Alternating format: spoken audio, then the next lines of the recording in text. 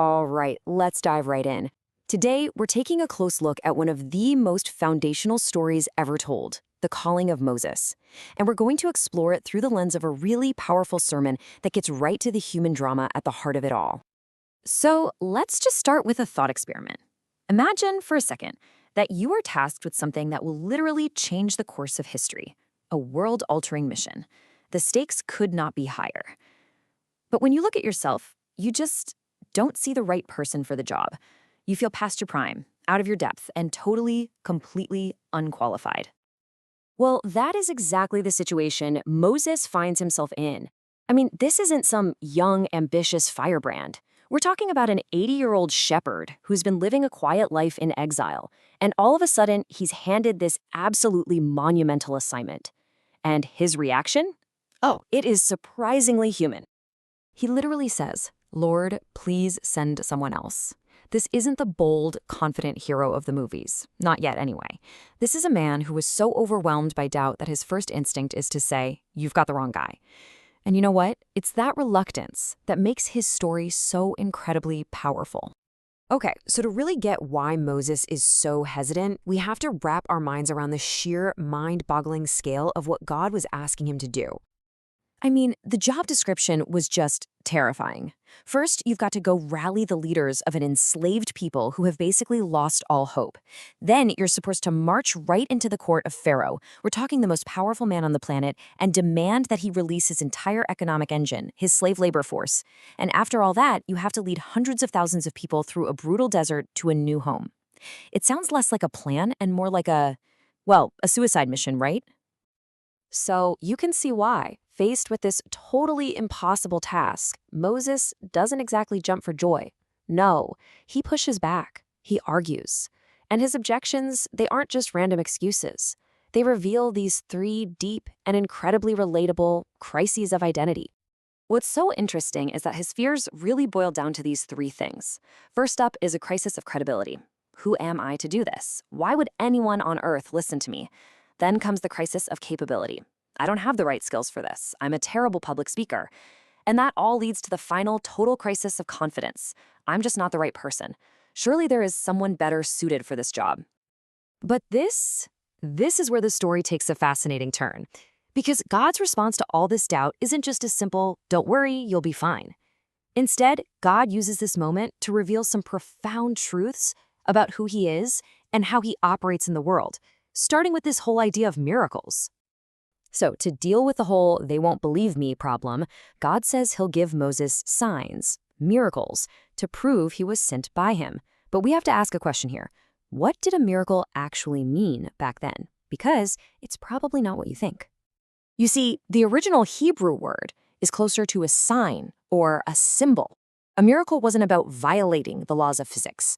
The point was to leave a trace of God's work, a specific action carefully designed to communicate a powerful message to a very specific culture at a very specific time. Just look at the signs God gives him. Turning a staff into a snake, that was not just some random magic trick. In Egypt, the cobra was a powerful symbol of royal and divine authority. This sign was a direct message. The very power you worship is under my control. And turning the Nile River to blood?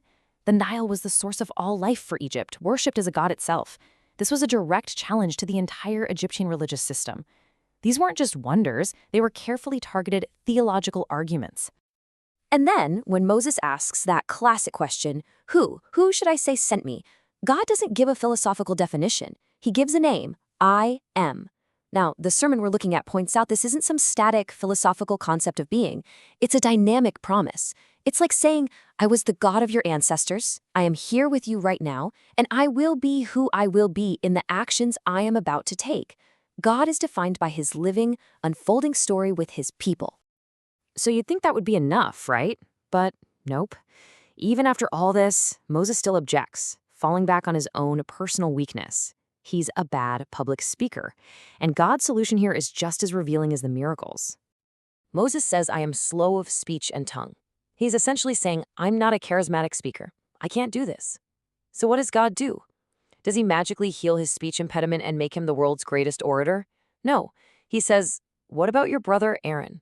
I know he can speak well. God doesn't eliminate the weakness. He builds a team around it.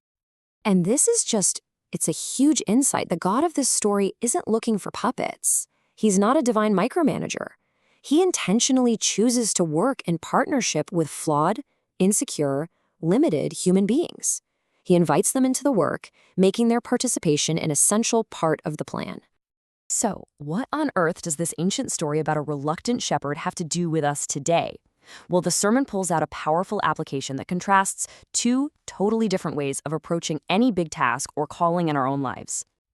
Think about it in your own life. When you're about to start something new, a big project, a new career, maybe a huge life change, what do you feel like you need? Do you need a complete, step-by-step master plan with every risk accounted for? Or are you willing to just start with a clear vision of where you're going? Most of us, we're trained in what you could call the corporate master plan approach. We need the feasibility study, the project plan, all 10 steps laid out before we even begin. The big question we ask is, am I capable? But God offers Moses a divine vision approach. He doesn't give him a detailed Gantt chart. He gives him the destination. You will worship me on this mountain, and a promise to be with him on the journey. This approach isn't about your own abilities. It's about collaboration. The question isn't, am I capable? The question is, who is the one calling me?